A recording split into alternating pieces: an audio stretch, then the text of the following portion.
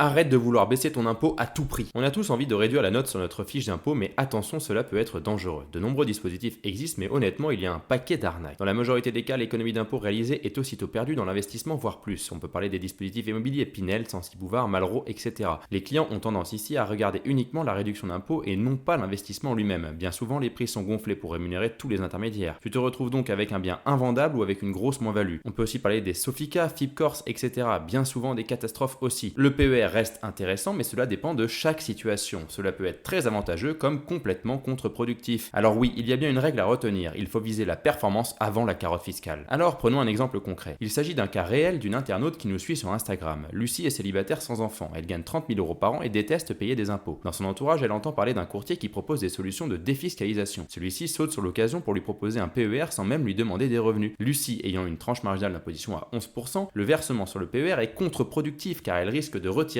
à 30% à la retraite. Bien évidemment, le courtier lui prend en plus de ça 4,5% de frais d'entrée sur son versement. Et en plus de ça, attention, tu dois absolument te méfier des gestions pilotées, marketées sur les PER. Ça, c'est une véritable catastrophe financière. Alors réfléchis donc avant de sauter sur la carotte fiscale, vois plutôt cela comme une cerise sur le gâteau. Et si tu souhaites en savoir plus, abonne-toi et va écouter notre chaîne L'Art de la Gestion Patrimoniale sur YouTube, Spotify ou Apple Podcast.